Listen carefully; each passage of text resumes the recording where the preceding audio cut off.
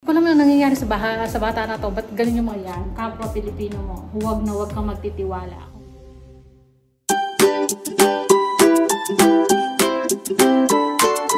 Hello kabayan! Always think positive! Ayan, good morning! Tapos lang natin magligpit-ligpit. Ayan, tinuloy ni Bunso yung pagbabacuum doon sa kwarto niya. So, tapos na ako dito, nakapag-dusting na tayo. Tsaka pa, nakapaghugas na ako ng mga plato tsaka pinaglutuan ko kaninang umaga. Kasi nga, may pasok sila. Si Bunso kahapon pumasok. Ayan, ano siya. Anong tawag dito? Nagbabacuum sa kwarto niya. At naaalala nyo ba, nakakatawa si Bunso. Hindi ko alam ano nangyayari dito sa bata na to. yung mga nakahiligan niya music ngayon. Alam mo yung mga old music natin, old song, na yung may ABBA, tapos minsan narinig ko yung Dancing Queen, yung Chiquitita, yung My Way. Sabi ko, daig pa kami ni Papa niya na alam yung mga kantang yan. Kaya minsan narinig ko, kumakanta siya. Sabi ko, ano yun? Tapos ngayon, di ba, pumili siya ng pangtugtog niya yung parang plaka, yung lumang plaka na ano. So, nabili niya yun. Meron pa palang ganon. Tapos, bumili siya ng mga tape na old na. Nabili niya pa sa ibang state. Yung isa sa Victoria, $15 lang. Siguro yun, nag-ano din yun. Nagko-collect din yun ng mga old song na ano. Tapos yun, binenta. Nakita ni Bunso, $15 lang siya. Binili niya. Kaya dumating nung bago mag-New Year. Pakita ko sa niya yung mga old music niya. Kwento ko nga sa lolo niya, sabi ko, daig ka pa tayo, sabi ko. Yung apo mo, hilig niya yung mga old song. Hindi ko alam yung nangyayari sa bata na to, ba't ganun yung mga gusto niya. So, pakita ko sa inyo, ha.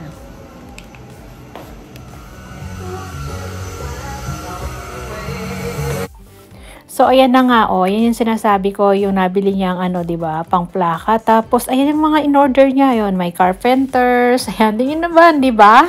Lumang-luma na mga yan, pero meron pa siyang nabili. So, tapos ito, yung ABBA, ayan, dumating yan bago mag-New Year. Kaya natatawa ako sa kanya. Ano ba yung mga favorite mo? Bakit puro lumang sabi ko, kanta? Yung mga maganda kasi yung mga niyan, diba? Kanta nung ABBA, ayan. Kasi sabi ko kay lolo niya, yung mga uso nun, narinig natin. So, yan ang mga favorite ni Bunso ngayon na pinakikinggan, pinatutugtog niya. So, minute ko na lang kasi baka makopyright tayo. Ayan diba? Meron pa siyang Duranda. Ay, nako, kaya hindi ko alam ba't yan ang nakahiligan ni Bunso. So, yan, nagpa-vacuum siya. So, labas na tayo at ba makaka-copyright nga. So, yun. Nakita nyo ba? Baka makopyright tayo narinig dito. So, yun ang mga hilig niya ngayon. O, diba? Meron na siyang Duran-Duran, Carpenters, ABBA. Sabi ko, kaya minsan napapakanta din ako kasi, siyempre, alam mo yung bumabalik sa akin yung yung mga naririnig ko rin noon na kanta. Tapos, makinakanta rin ng lolo niya yun. Kasi si tatay, kumakanta yun. Singer yun.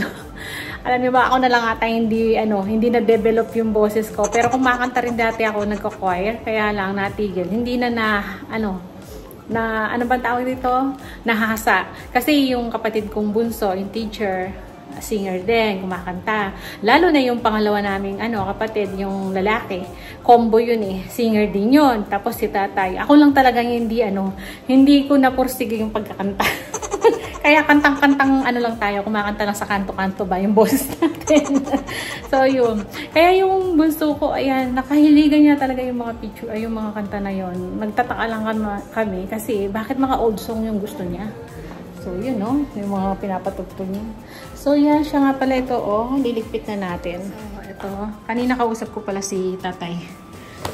Usap kami kasi, alam niyo naman, pinadala ko na yung pambili niyang gamot. So, ayun. Ito pala. Tinanggal ko na yung pera dito. Tinago ko na. So, yung mga coins na yan, na-blessing yan. Yan nilagay ko dito yung na-bless na-bless yung bahay. Yung mga coins. Ayan, gold coins. Ayan, babalik natin. So, tatanggalin natin. Tapos yung mga prutas, ayan. Dahil alam mo ito, galing sa binili namin, parang malamig, frozen. Nagkakaganyan na. Kailangan i-freezer ko na, i-frozen ilagay na natin sa fridge yung mga ibang fruits para hindi sayang. Yung iba siguro ito, gagawin ko na ng juice para hindi masayang. Gawin ko na siya ng juice. Ayan pa, yung ano doon, orange. So, ayan. So, ano, pilian lang natin. So, nakapaglaba pala ako kahapon. Ayan, dami ko nilabang kahapon. Ayan. Ayan siya. Mainit na naman yan. Tapos na nag-vacuum si Bunso. Na-try na natin yung ating vacuum. Okay naman siya. Ayan. Wala lang siyang pesto pa kung saan ko siya ilalagay. So, yun. Ayan na, oh. Dami ng dumi na, nakuha. So, ito. I-sort out ko muna tong ating mga fruits. Tingnan. So, ayan. Tumatawag si tatay. Time out muna tayo. See you mamaya. So, ayan. Yung tawag dito, naputol tayo. Tumawag kasi si tatay. Dahil, sinabi niya sa akin yung mga in-order kong itlog. Nagpa-order ako ng itlog doon sa tindahan, doon sa kapitbahay namin. 4 na tray. Kasi sabi ko, bigyan niya yung mga kaano namin doon, kagud namin, pamasko at pang-New Year ko na. Isang tagi-isang tray lang. So, 4 na tray yung pinabili ko. Kahit yun lang.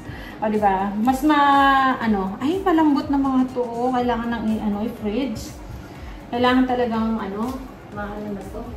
So, yun. Masarap kasi sa pakiramdam yung, nagbibigay ka ng blessing. Diba?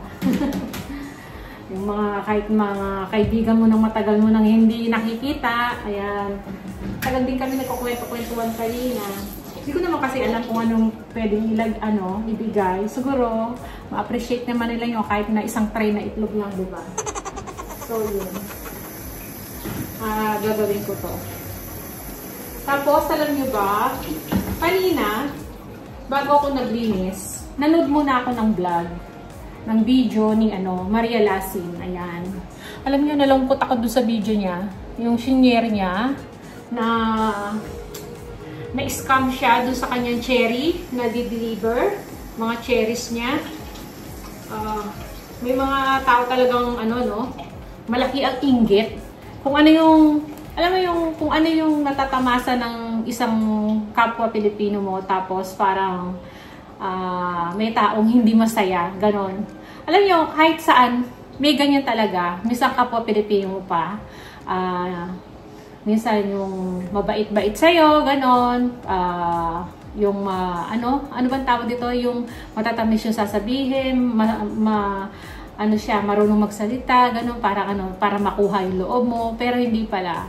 After nun, tatraydorin ka. Ganon. Kahit saan. Lalo na sa ibang bansa. Kaya, ako sa, kapwa Pilipino mo pala. Ilolokohin ka.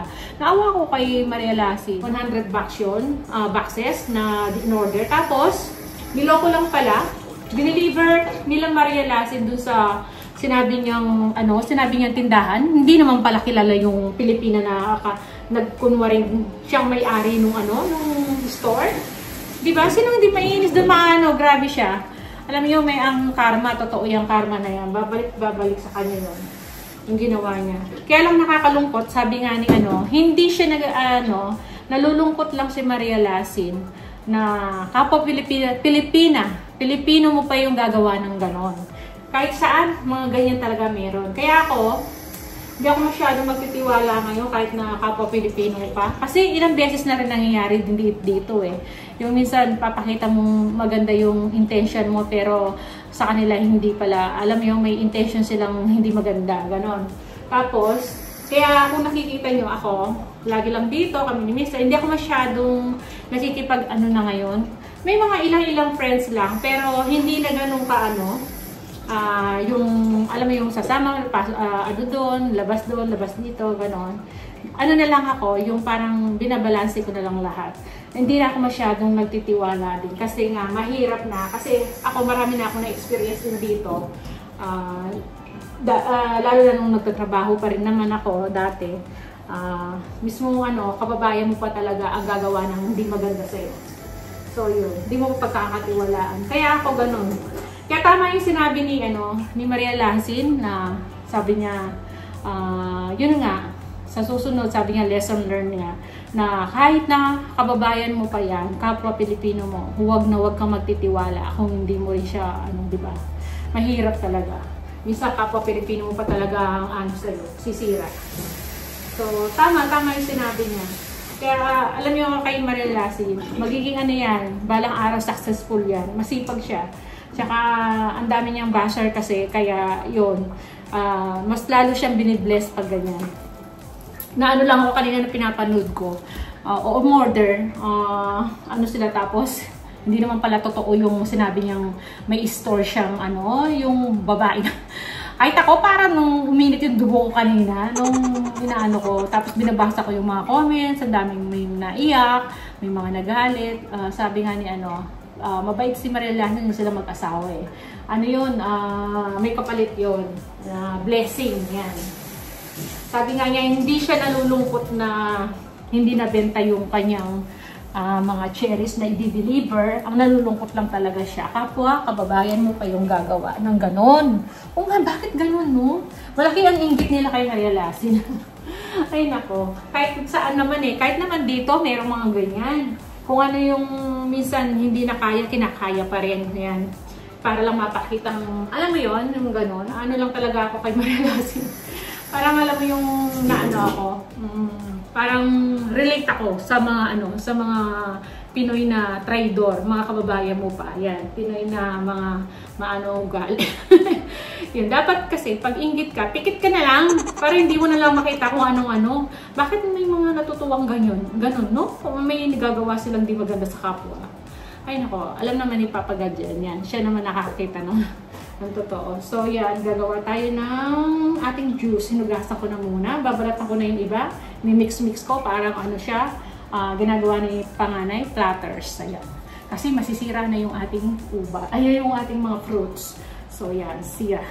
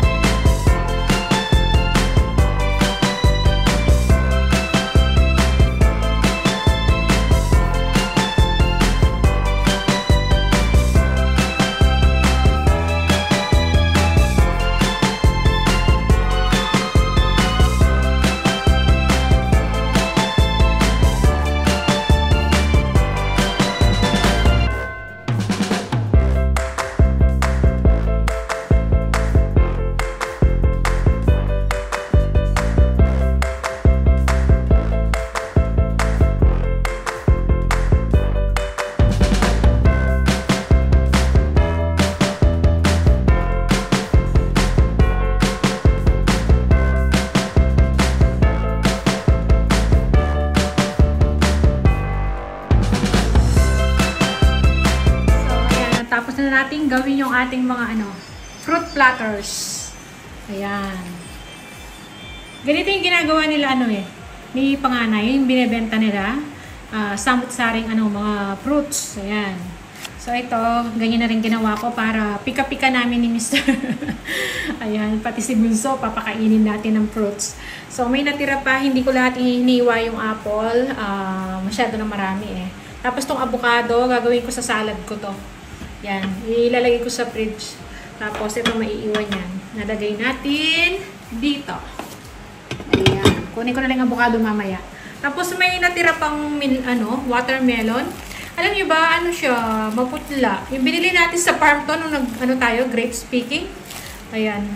Pero okay naman, matamis-tamis naman siya ng konti. So, ayan na, o, diba? Samut-sari, yung ating yun. Kikling wrap lang natin siya, tapos lalagay ko sa fridge. Yung ano pala natin, mandarin tsaka orange juice, eto na. Ayan, may maiinom na tayo ng pure na orange. Ayan, orange juice. So, ayan, lalagyan ko lang ng to, balot, tapos lalagay ko na sa fridge.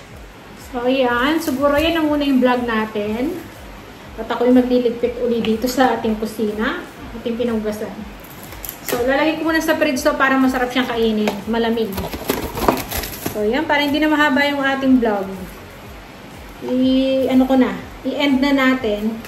So, yan, kita-kita na lang po tayo sa mga susunod naming video. See ya! Happy New Year ulit!